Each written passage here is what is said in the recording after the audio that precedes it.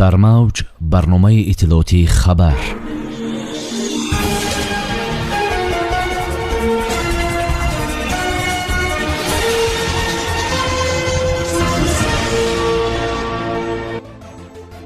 парвоз ба тоҷикистон аз як шаҳри муҳоҷирнишини русия низ имконпазир шуд. сафири тоҷикистон бо муовини вазири корҳои хориҷии арабистони саудӣ мулоқот намуд.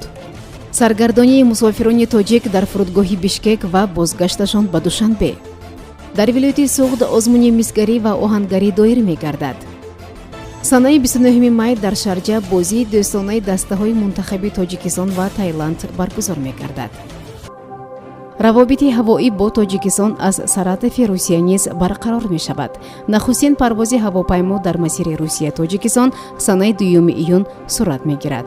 дар ин бора Ольга Кажанова, сардори департаменти Роспотребнадзор дар минтақа, дар шӯрои ҳамоҳангсоз оид ба мубориза бо панҷшавии сирояти коронавирус хабар дод. тоҷикистон аввалин кишварест ки пас аз оғози пандемия бори аввал аз фурудгоҳи Гагарини Саратов ҳавопаймо парвоз мекунад. дар ҳамин ҳол мақомоти Саратов мехоҳанд назорати санитарию карантиниро пурзӯр кунанд. ҳамин тариқ фурудгоҳ ба онҳое ки аз кишварҳои ҳамсоя алалхусус аз тоҷикистон меоянд диққати махсус медиҳад. сафири ҷумҳурии тоҷикистон дар подшоҳии арабистони саудӣ Акрам Каримӣ бо муовини вазири корҳои хориҷии подшоҳии арабистони саудӣ дар умури сиёсӣ ва иқтисодӣ Ид аз Сақафӣ мулоқот намуд. дар ин бора Амид Ховар бо истинод ба вазорати корҳои хориҷии ҷумҳурии Тоҷикистон хабар медиҳад. дар вохӯри масъалаҳои омодагӣ ба даври якуми машваратҳои сиёсӣ миёни вазоратҳои корҳои хориҷии ду кишвар баррасӣ шуданд. ҷонибҳо инчунин пиромони раванди омодагӣ ба ҷаласаи навбатии комиссияи муштараки байни ҳукумати Тоҷикистон ва Арабистони Саудӣ роҷеъ ба ҳамкории иқтисодӣ, тиҷоратӣ, сармоягузории техникӣ ва фарҳангӣ табодули назар карданд.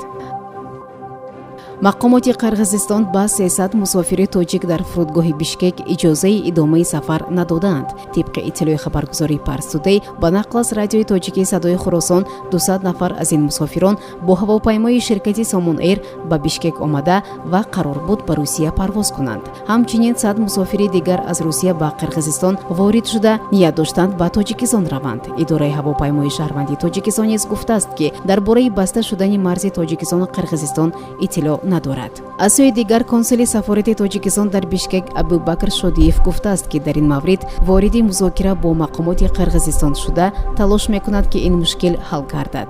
санаи 24 май нахуст вазири Қирғизистон Улуғбек Марупов дар сафар ба ноҳияи Чонолои вилояти Ош дар марз бо ноҳияи Лағши Тоҷикистон эълом кард ки то ҳаллу фасли мушкили аломатгузории марзи ду кишвар тамоми гузаргоҳҳои марзӣ баста боқӣ хоҳад монд.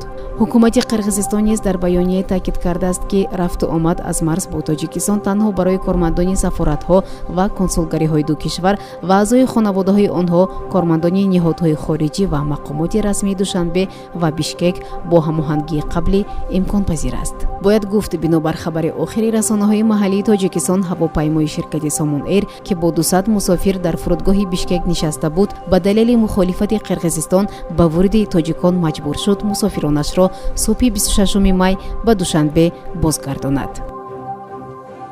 охири моҳи майи соли ҷорӣ бахшида ба солҳои рушди деҳот, сайёҳӣ ва ҳунарҳои мардумӣ ва бо мақсади эҳёи ҳунарҳои мардумӣ дар вилояти Суғд озмуни мисгарӣ ва оҳангарӣ гузаронида мешавад. дар ин бора аз мақомоти иҷроияи ҳокимияти давлатии вилояти Суғд ба Амид Ховар иттилоъ доданд. бинобар иттилои кумитаи тадорукот озмуни вилоятӣ дар ду давр доир шуда даври дуюми он охири моҳи май сурат мегирад. иштирок дар озмун маҳдуд набуда ташкилоту муассисаҳо ва шаҳрвандон метавонанд бо маҳсулоти истеҳсол намудаи худ дар он иштирок намоянд. ғолибони даври вилоятӣ ба даври ҷумҳуриявии озмун роҳхат мегиранд. ҳамзамон шахсоне ки ҷойҳои ифтихориро соҳиб мекарданд бо мукофотпулиҳо дар ҳаҷми 3000 сомонӣ, 2000 сомонӣ ва 1000 сомонӣ қадршиносӣ карда мешаванд.